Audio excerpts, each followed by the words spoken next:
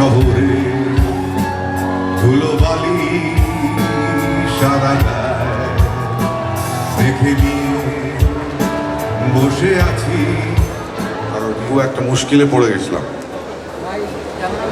আমার ডাক্তার আমাকে আসার গতকাল এবং আজকে সকালে ওঠার আগে দুটো ইঞ্জেকশন দিয়েছে এবং তারপর শোয়ের পর এখানে এক ডাক্তার আছে আর একটা দেবে। কারণ কথা দিয়েছি তাই আমাকে আসতেই হয়েছে। তাই বসে বসে করছি, বুঝতে পারছেন সে কি কারণ। অসুবিধা হচ্ছে না তো? খারাপ লাগছে না তো? আমি অত্যন্ত কৃতজ্ঞ আপনাদের কাছে, সকলের কাছে, যে আমাকে এতদিন ধরে ভালোবেসেছেন। 50-60 ভাগ শ্রোতা বাংলাদেশি এবং আমার ছবির দর্শকও বাংলাদেশি। এবং তারা শুধু বাংলাদেশেই থাকে না, কারণ এখন আমি সারা পৃথিবীতে যাই, আমরা সবাই যাই, সে কানাডা হোক, অস্ট্রেলিয়া হোক, নিউ ইয়র্ক হোক, বাংলাদেশিরাই নিয়ে যায়।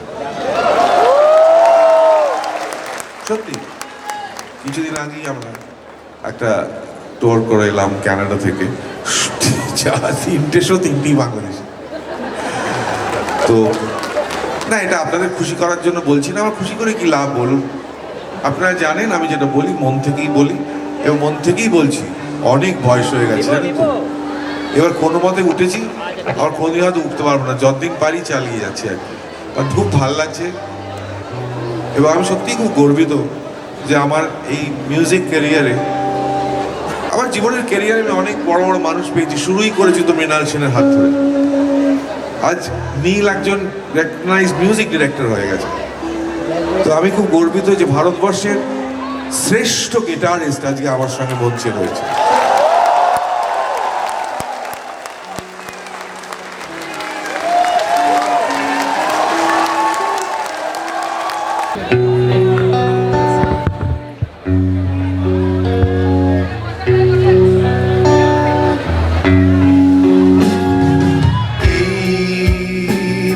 শহরে ধুলোবালি সারা গায় দেখে নিয়ে বসে আছি নির্বাসিত স্বেচ্ছায়। এখানেই আমার গান ভালোবেসেছে তোমায়, এখানেই গাইতে গাইতে আমরা জানিয়েছি বিদায় আমাদের দুজনে কলকাতায়। কে কোথায় কত বেশি ভালো আছে আমি এখনো জানি না, জানি না যে এখনো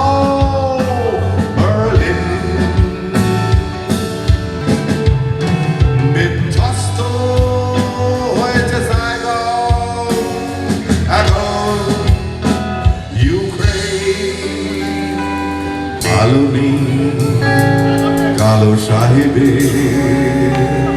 ব্রুকলিন।